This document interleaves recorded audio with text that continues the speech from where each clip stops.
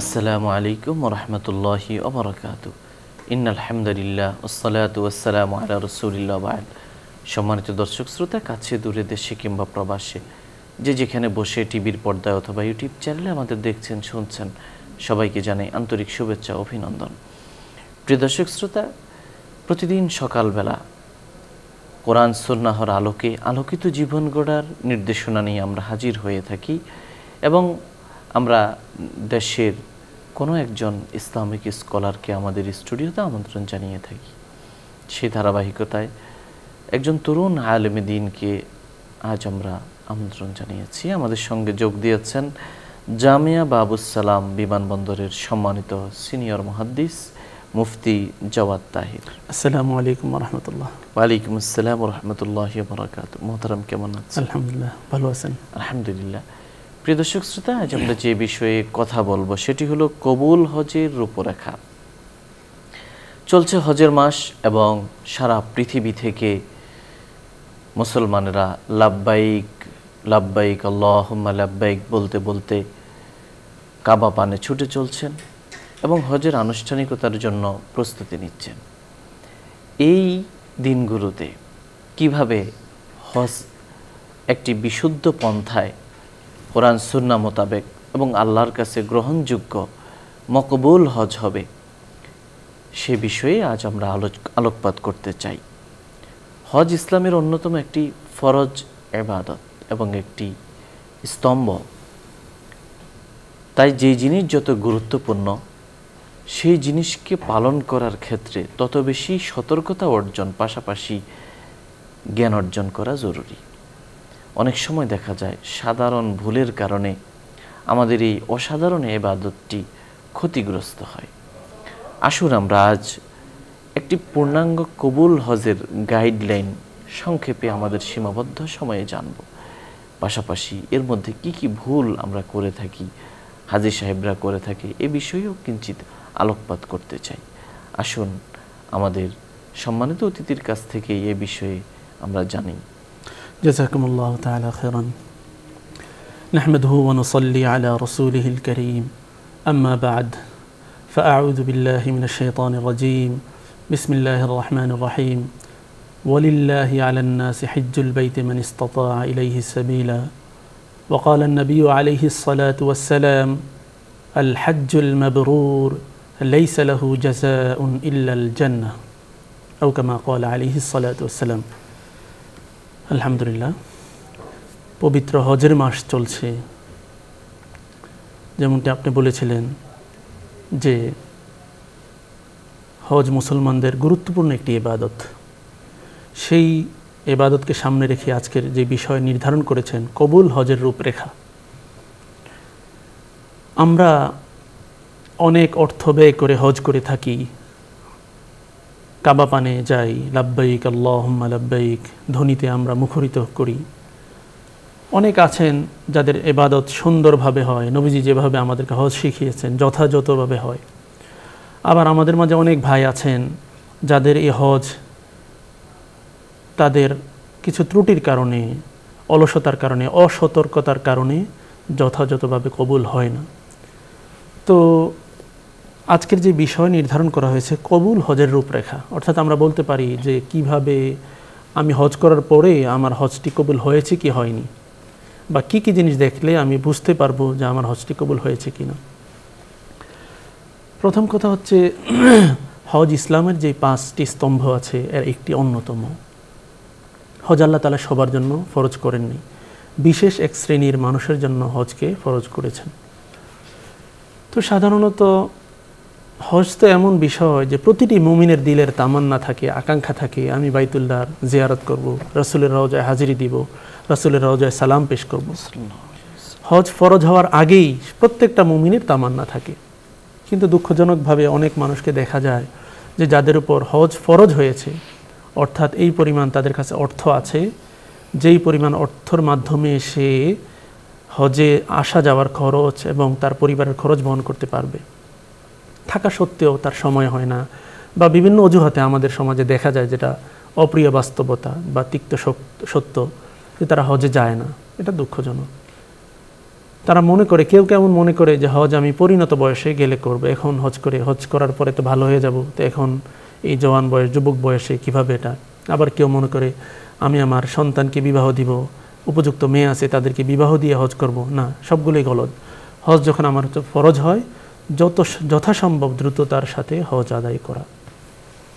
অনেক মানুষ আছে হজ করে এসে তারা আলহাজ শব্দ যুক্ত করেন, তারা দোকানের নাম দেন হাজি স্টোর, হাজি বাড়ি, এই ধরনের নাম দেয়। যে হজ তো এটার জন্য নয় যে আমি এসে আমার দোকানের নাম দিব বা আমার নামের সাথে আলহাজ শব্দ যুক্ত করব।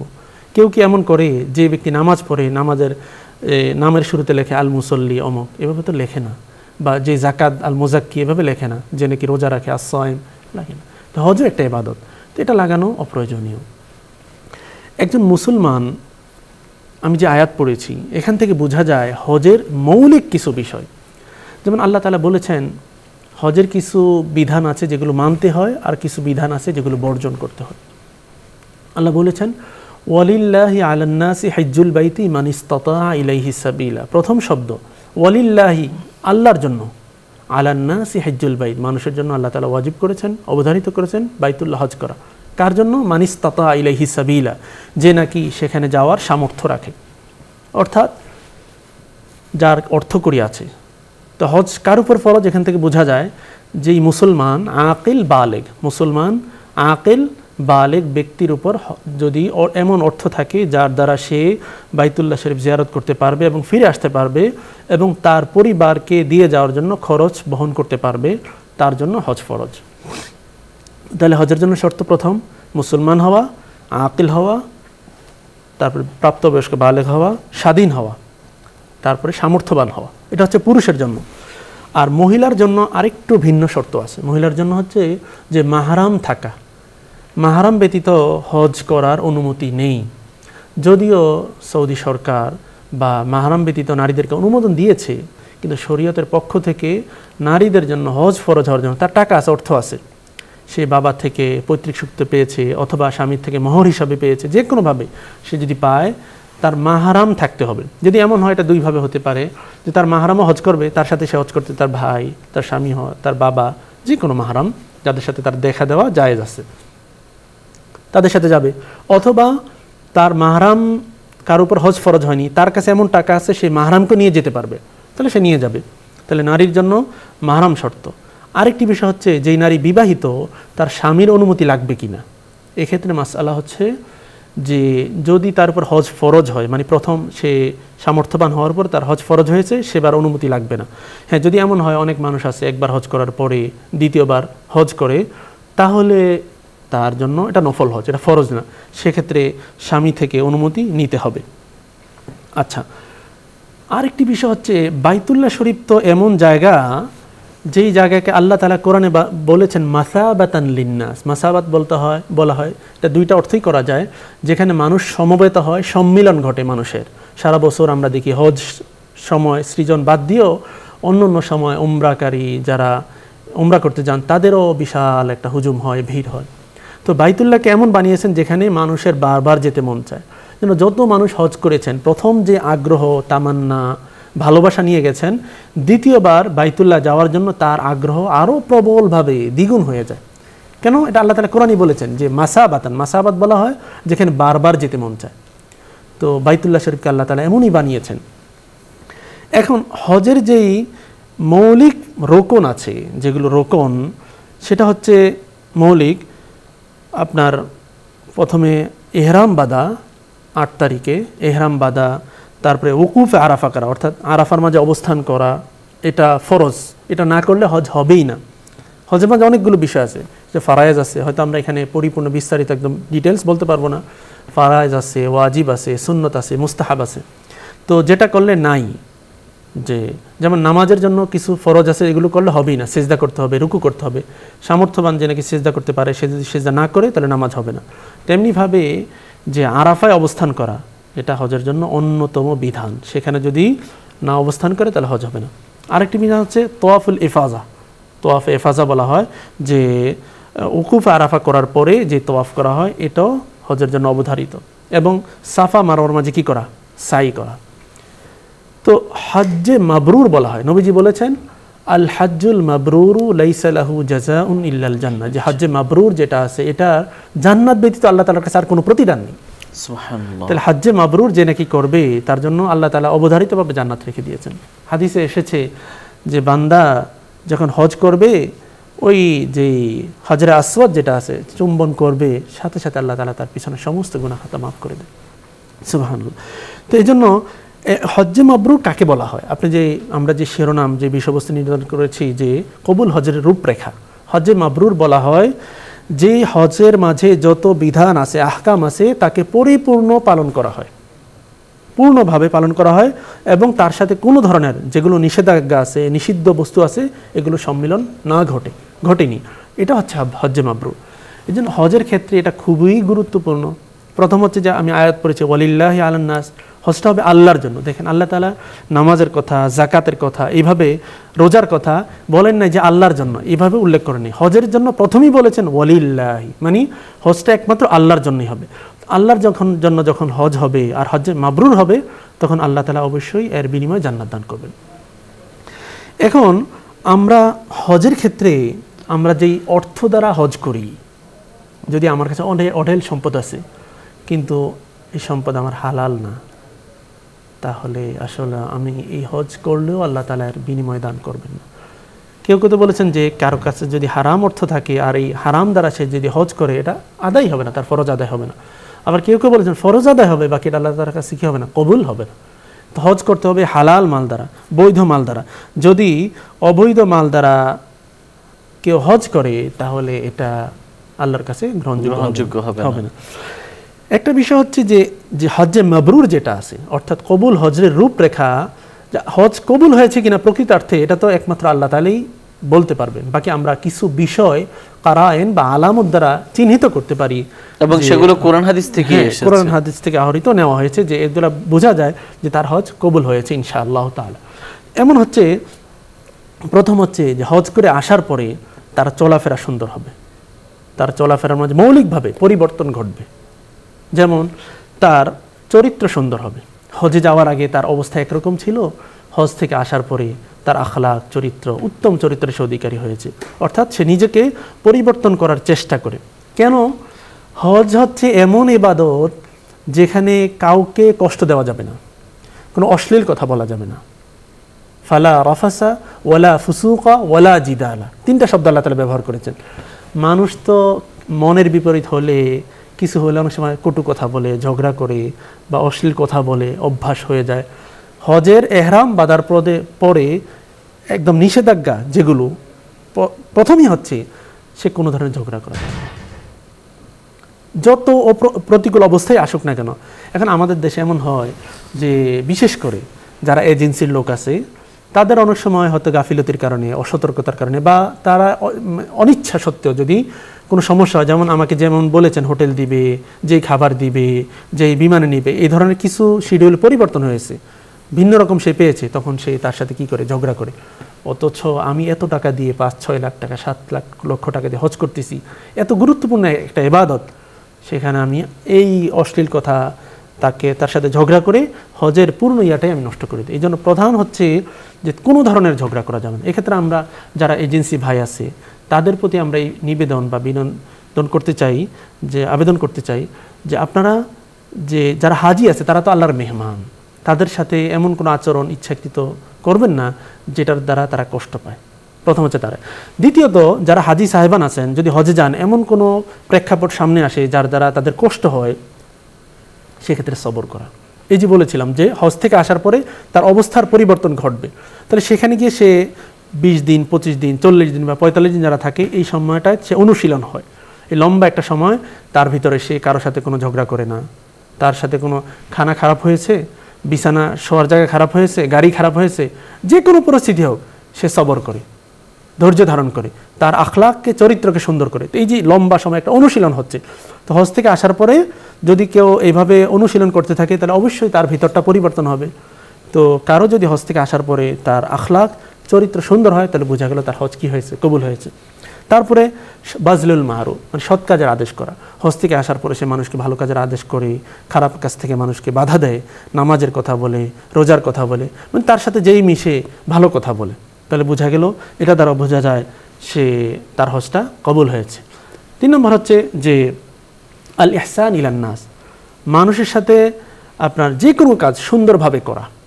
ইহসান মানে যেটা যেভাবে করা দরকার, নানান শ্রেণীর মানুষের সাথে আমাদের সম্মিলন ঘটে, তো যার যেটা পাওনা আছে ইহসান, যথার্থভাবে সেই জিনিসগুলো করা। যে আমি হজ থেকে এসেছি, এখন আমি আগের মতো যাচ্ছে তাই, আমার অধিকার আছে, আমার শক্তি আছে, সামর্থ্য আছে, আমি যে চেয়ারে বসেছি এটার ক্ষমতাও আছে, আমি যেভাবে বলতে চাই সেভাবে বলতে পারবো না, আমি সেভাবে বলবো না, বরং মানুষের সাথে যার যথাযথ প্রাপ্য আছে সেভাবে বলবো।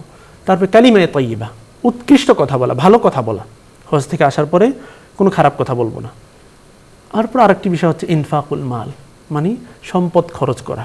দেখেন হজ তো আমরা করি, প্রথমেই শেখা হয় যে এত টাকা দিয়ে হজ করতেছি, এখানে সম্পদ খরচ করি আল্লাহর জন্যই, তো এত টাকা খরচ করতেছি আল্লাহর জন্য। তো এই টাকা খরচ করে অভ্যাস করা যে আমি আল্লাহর জন্য সামনে কী করবো, এইভাবে যত যেখানেই প্রয়োজন দেখা দেয় দিনের জন্য নিজেকে উৎসর্গ করব, এবং আমার সম্পদ যথাযথ আমি সামর্থ্য অনুযায়ী চেষ্টা করব খরচ করার জন্য। তারপর হচ্ছে হজ থেকে আসার পরে নিজের ভিতরে অজ্ঞতা, যদি জাহালত, দিন সম্পর্কে কিছু জানা নেই, আমার মাঝে পরিবর্তন ঘটেছে, এখন আমার জানতে হবে, আমি কোরআন জানি না, আমি হাদিস জানি না, আমি নামাজ সুন্দর করে পড়তে জানি না, ইসলামের একদম বেসিক যেই বিধিবিধানগুলো আছে আমি এগুলো জানি না। আমার ভিতরে সে আগ্রহ তৈরি হবে যে আমি এসে কি করব, এগুলো শিখব, দিনের সাথে নিজেকে আরও বেশি করে আগের থেকে সম্পৃক্ত করার চেষ্টা করব। তো এগুলো হচ্ছে যে, তাহলে এগুলো মৌলিকভাবে বোঝা যায় একজন মানুষের মাঝে পরিবর্তন ঘটা, পরিবর্তন, যে তার মাঝে এই পরিবর্তন ঘটেছে। যেন হাসান বসরি বলেছেন যে আল হাজ্জুল মাবরুর আন ইয়ারজিআ জাহিদান ফিদ দুনিয়া রাগিবান ফিল আখিরা, যে সে হজ করে ফিরবে দুনিয়া থেকে সম্পূর্ণ বিমুখ এবং আখেরাতের অভিমুখী হবে, তার ভেতরটা পরিপূর্ণ এমন হয়ে যাবে। আর সালাফরা এই কথাই বলেছেন, ওনাদের সব কথা দ্বারা, আমি যে পিছনের কথাগুলো বললাম যে পূর্বে থেকে তার বর্তমানে ভালো কাজ তার মাঝে বেড়ে যাবে, সে গুনাহ থেকে অনেক অনেক দূরে থাকবে। সে গুনার কাছে গেলেই তার মনে হবে যে আমি তো হজ করে এসেছি, আমি আল্লাহর ঘরে গিয়েছি, আল্লাহর ঘরের সামনে আমি ওয়াদা করেছি, অনেক কিছু বলেছি। আর বাইতুল্লাহর জায়গাটা এমন যে যেই ব্যক্তি প্রথম হজে যায় তার ভিতরে আবেগ থাকে, আগ্রহ থাকে, তার ভিতরটা অন্যরকম থাকে।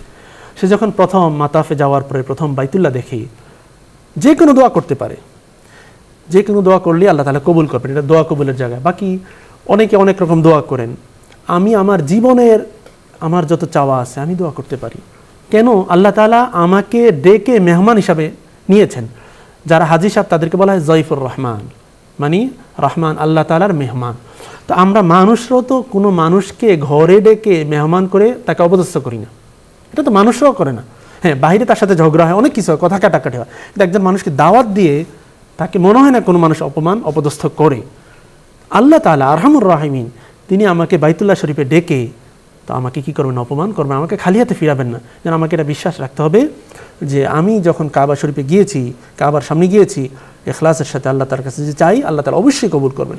তো সেই সময় এই চাওয়াটা যে আল্লাহ আমার হজকে কবুল করো, সহজ করো, এবং হজ পরবর্তী জীবনকে আমার সুন্দর করো।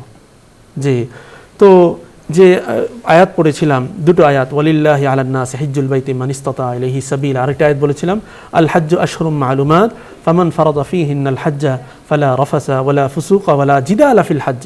এরপর আছে ওমা তাফআলু মিন খাইরিন ইয়ালামুহুল্লাহ। দেখো তোমরা হজে যাওয়ার পরে যে ভালো কাজ করবা, তাওয়াফ করবা, উকুফ আরাফা করবা, মুজদালিফা যাইবা, মিনাতে গিয়ে শয়তানকে পাথর নিক্ষেপ করবা, যা কিছু করো সব কিছু আল্লাহর জন্য, সব কিছু আল্লাহর জন্য। এখানে যদি অন্যের জন্য করি এটাও আল্লাহ তাআলা জানে, ইয়ালামুহুল্লাহ, সব কিছু আল্লাহ তাআলা জানে।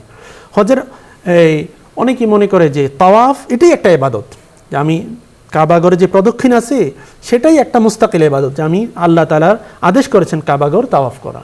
তো আমি এই যে তাওয়াফ করতেছি, আরাফার মাঝে অবস্থান করতেছি, মুজদালিফা রাত যাপন করতেছি, মিনায় গিয়ে পাথর নিক্ষেপ করতেছি, কোরবানি করতেছি, হলক করতেছি, সব কিছু আল্লাহর জন্য। তো ইয়ালামুহুল্লাহ। এরপর আল্লাহ বলেছেন ওয়াতাজাওয়াদু, তোমরা পাথেয় গ্রহণ করো, ফাইন্না খায়রাজ যাদিত তাকওয়া, যে সবচাইতে উৎকৃষ্ট এবং উত্তম পাথেয় হচ্ছে তাকওয়া।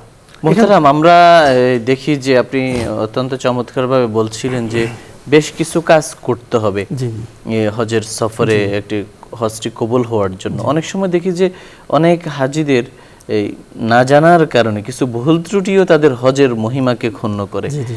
এমন বিষয়গুলো আপনার দৃষ্টিতে কোন কোন জায়গায় আসলে এই তাদের সতর্কতা অবলম্বন করা প্রয়োজন? হজের ক্ষেত্রে যে না জানার কারণে অনেক ভুল করে থাকে, এক্ষেত্রে আমরা পরামর্শ দিব যার উপর হজ ফরজ হয়েছে অথবা যিনি হজ করতে ইচ্ছা করেছেন তিনি প্রথমেই এই হজের প্রশিক্ষণ গ্রহণ করবেন, একজন ভালো আলেমের সাহচর্য গ্রহণ করবেন। কারণ এত বড় একটা ইবাদত জীবনে একবার করি আমি, তাহলে এই ইবাদতটা কেমনে করতে হবে? আমরা সাধারণত দেখা যায় ঈদের নামাজ 2 বার পড়ি, জানাজার নামাজ মাঝে মাঝে পড়ি, তাই মানুষ কি হয়ে যায়, ভুলে যায়। তখন ইমাম সাহেব স্মরণ করিয়ে দেয় যে এইভাবে ঈদের নামাজ আদায় করতে হয়। তো জীবনে যেই একবার ইবাদত করব, এটা এই জন্য বারবার এই সংক্রান্ত যে বই পুস্তক আছে এবং যারা এই ব্যাপারে প্রশিক্ষণ দেয় বা হক্কানি আলেম আছে তাদের কাছে গিয়ে শেখা, এটা হচ্ছে প্রথম আবেদন। দ্বিতীয় হচ্ছে যেই ভুলগুলো আমরা করি, প্রথম হচ্ছে যে এহরাম থেকে নিয়ে যদি আমরা বলি, এহরাম বাঁধার ক্ষেত্রে আমরা একটা ভুল করি যে এহরাম না বেঁধে মিকাত অতিক্রম করা। এক্ষেত্রে নিয়ম হচ্ছে, আমি কথার কথা আমরা বাংলাদেশ থেকে যখন হজের নিয়ত করি তখন আমরা জানবা আমাদের ফ্লাইট কোথায় আগে কি মদিনা যাবে না মক্কা যাবে। যদি মদিনা যায় তাহলে স্বাভাবিক পোশাক পরে যাব, সেখান থেকে যখন হজের উদ্দেশ্যে যাব এহরাম বাঁধবো। আর যদি এখান থেকে মক্কায় সরাসরি যাব তাহলে এখানে এহরাম বেঁধে যাব, মিকাতের আগে এহরাম পড়তে হবে। যদি মিকাত এহরাম ছাড়া অতিক্রম করি তাহলে এটা হবে না, বরং মিকাতের আগেই কি করতে হবে, আমাকে এহরাম বাঁধতে হবে। এটা একটা ভুল করি। আবার অনেকে মনে করে যে এহরাম বাঁধার আগে 2 রাকাত নামাজ পড়তে হয়, এটা ওয়াজিব না, এটা পড়া সুন্নত। এই জন্য নিষিদ্ধ সময় যদি না হয়, কথার কথা আপনি আসরের পরে এহরাম বেঁধে উঠতেছেন, তাহলে আপনি আসর নামাজ যদি পড়ে ফেলেন তাহলে এই 2 রাকাত নফল নামাজ পড়বেন না। হ্যাঁ, এটা করা যায় যে আগে নফল নামাজ পড়লেন, তারপরে এহরামের নিয়ত করলেন, তারপর আসর নামাজ পড়লেন, তাহলে আর সমস্যা নেই। তো এটা ওয়াজিব নয়, এটা হচ্ছে মুস্তাহাব সুন্নত। তাওয়াফের ক্ষেত্রে অনেকে ভুল করে, যেমন তাওয়াফের ক্ষেত্রে যে আমাদের চুম্বন করতে হয় হজরে আসওয়াদকে। হজরে আসওয়াদের কাছে যদি যেতে পারি তাহলে তো চুম্বন করব হজরে কাবার দিকে ফিরে। আর যদি হজরে আসওয়াদ থেকে কাছে যেতে না পারি তাহলে হজরে আসওয়াদের অভিমুখী হয়ে এভাবে হাত উঠিয়ে বিসমিল্লাহ আল্লাহু আকবার বলে তারপরে আমরা কি করব, তাওয়াফ শুরু করব। অনেকে কি করে রুকনে ইয়ামানি যেটাকে বলা হয়, মানে হজরে আসওয়াদ যে কোণায় আছে আর আগের কোণা, সেখানে গিয়ে কি করে চুম্বন করে, এটা চুম্বন করা বা এখানে হাত তোলার কোনো বিধান নেই। হ্যাঁ, এখানে যদি কেউ স্পর্শ করতে পারে সেটা ভিন্ন কথা, হাত তোলে এভাবে কি করে হজরে আসওয়াদের মতো এই বিধান নেই, এটা অনেকে ভুল করে।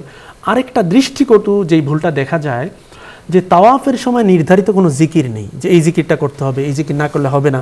হ্যাঁ, হাদিসে কিছু কিছু জায়গায় এই দোয়া পড়ার কথা এসেছে, বাকি এটা না পড়লে যে হবে না এমন না, বরং তাওয়াফটাই একটা মুস্তাকিল ইবাদত, স্বয়ংসম্পূর্ণ। কেউ যদি যে কোনো দোয়া করতে পারে। অনেক মানুষকে দেখা যায় যে দল বেঁধে যারা হজে যায়, একজন জোরে জোরে উচ্চ স্বরে এই বিভিন্ন দোয়া পড়ে আর বাকি সবাই দোয়া পড়তে থাকে, এটা দৃষ্টিকটু। কেন? এটা 2 দিক থেকে। অনেক সময় দেখা যায় তাওয়াফের সময়ও মানুষ ছবি তুলছে। হ্যাঁ হ্যাঁ, জি।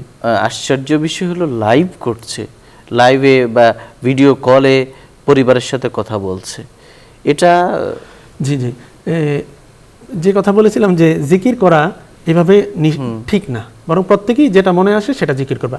আর কাবাঘরের সামনে গিয়ে যেখানে আমি আল্লাহর কাছে নিবেদন করব, মনের প্রার্থনা, মনের আশা আল্লাহর কাছে খুলে বলবো, সেখানে গিয়ে ছবি তোলা, সেলফি ওঠানো, এটা তো গর্হিত কাজ। কাবা তো মোবাইলে ধারণ করার জিনিস না, কাবা হচ্ছে মনের ভিতরে ধারণ করা।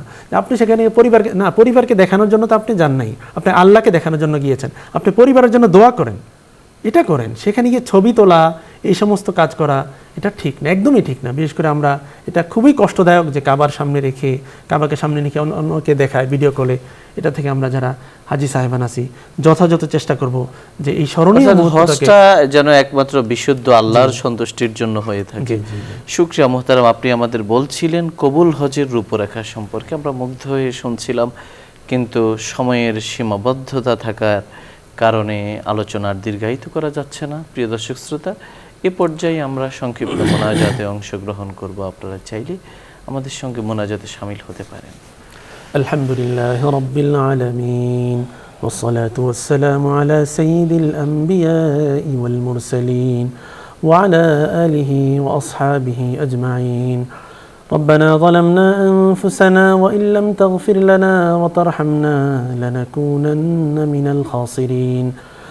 ربنا هب لنا من أزواجنا وذرياتنا قرة أعين واجعلنا للمتقين إماما.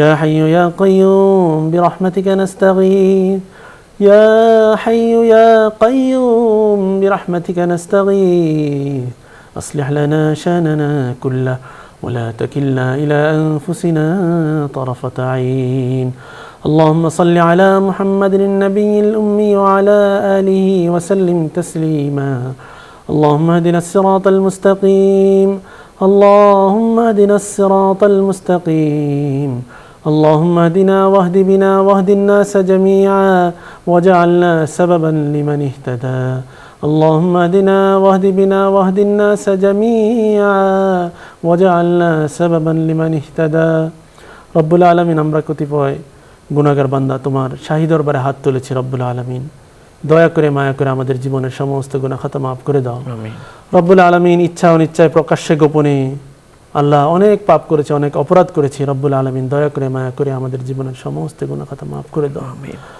রব্বুল আলামিন হজ বিষয়ক আলোচনা হয়েছে আল্লাহ আমরা যারা আলোচনা করেছি যারা শ্রোতা আছে যারা শুনেছে বা ভবিষ্যতে যারা শুনবে আল্লাহ প্রত্যেককে আপনি কবুল ও মঞ্জুর করে নাও প্রত্যেককে যথাযথভাবে হজ করার তৌফিক দান করো আল্লাহ হজ্জে মাবরুর নসিব করো আল্লাহ যারা আমরা এই আলোচনা করেছি যারা শুনেছি আল্লাহ প্রত্যেককে বাইতুল্লাহ জিয়ারত করার তৌফিক দান করো হে আল্লাহ যারা এই বছর বাংলাদেশ থেকে হজ করার জন্য গিয়েছে বা যারা যাবে আল্লাহ প্রত্যেককে হজ্জে মাবরুর নসিব করো যেভাবে হজ করলে তুমি খুশি তোমার হাবিব খুশি সেভাবে হজ করার তৌফিক দান করো একমাত্র আল্লাহর জন্য হজ করার তৌফিক দান করো হজে সব ধরনের পাপাচার অশ্লীলতা মন্দ কাজ খারাপ কাজ থেকে বিরত থাকার তৌফিক দান করো হে আল্লাহ আমাদেরকে 5 ওয়াক্ত নামাজি বানিয়ে দাও আমাদেরকে 5 ওয়াক্ত নামাজি বানিয়ে দাও আমাদেরকে পরিপূর্ণ দিনদার বানিয়ে দাও আমাদের অন্তরগুলোকে স্বচ্ছ করে দাও ঈমানের আলোয় আলোকিত করে দাও হে আল্লাহ প্রিয় নবী সাল্লাল্লাহু আলাইহি সাল্লামের পূর্ণাঙ্গ সুন্নাহর অনুসরণ করার তৌফিক দান করো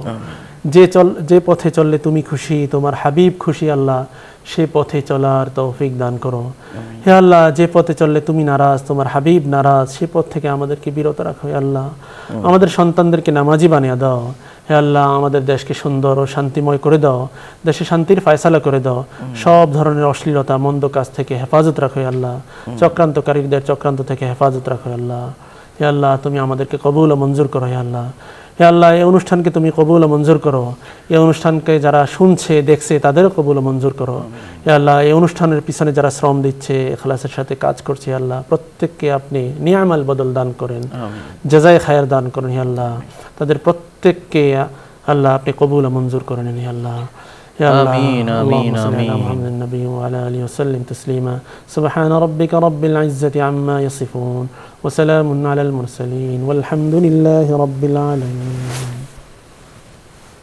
প্রিয় দর্শক শ্রোতা এতক্ষণ ধরে অত্যন্ত ধৈর্য সহ আপনারা শুনছিলেন আপনাদের প্রিয় অনুষ্ঠান আলোকিত প্রতিদিন পুরো সময় আমাদের সঙ্গে থাকবার জন্য ধন্যবাদ আমা আলাইনা ইল্লাল বালাগ আসসালামু আলাইকুম ওয়া রাহমাতুল্লাহি ওয়া বারাকাতুহু